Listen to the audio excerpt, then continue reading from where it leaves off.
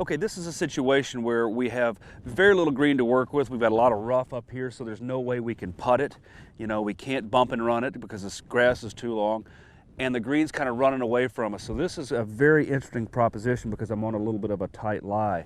So the only chance I have to get this close is to hit a little bit of a flop shot. Now, there's a lot of confusion on flop shots, whether we should hinge the wrist, not hinge the wrist, take it low, you know, open up, do all this kind of stuff. Let me make it real simple for you. What happens to most people on the flop shot is they tend to put the ball forward and they open up the blade, which is correct. But what most people do is they tend to take it back without any wrist hinge. And when you take it back without any wrist hinge, you don't come into the ball very steep. You come into it very shallow. So what ends up happening is if you back up any, you usually get that. You can hit fat, you can hit thin, it tends to scoot across the green. The problem with this shot is when you're on this tight lie, we're going to have to set the club just a little bit more, okay? And by setting the club, we just cock the wrist just a little bit and form an L between our forearms and the club shaft. And what that does is that increases the angle of attack coming down, so we drive the club more into the ground, and that causes the ball to pop up more in the air with a little bit more spin, okay? So what I want you to do is put the ball forward, open up the blade just like you normally would do, set the club just a little bit, and then pivot through it. Now, the only danger about setting the club is we don't want to set and flip.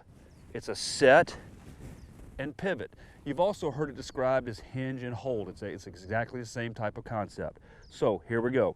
We put the ball more forward. We open the blade a little bit.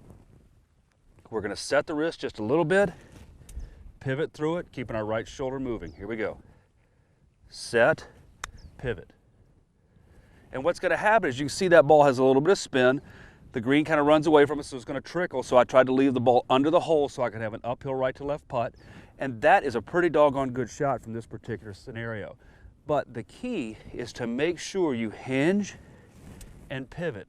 That is going to have the club go down and through the turf. It's going to spin the golf ball, and it's going to have a chance to grab and stop a little bit. If you take the wrist out of the equation, you're going to have a real hard time hitting it solid, and it's going to come out low and flat, and if you back up any, you're going to have a lot of trouble. So remember, on the flop shots, make it real simple. Open the blade, put the ball forward, set, pivot. If you'll set and pivot with some tempo, you're going to hit some really soft lob shots around the green, regardless of the lie, and you're going to have a lot more fun. You're going to have a lot better chance of making putts on that green time after time.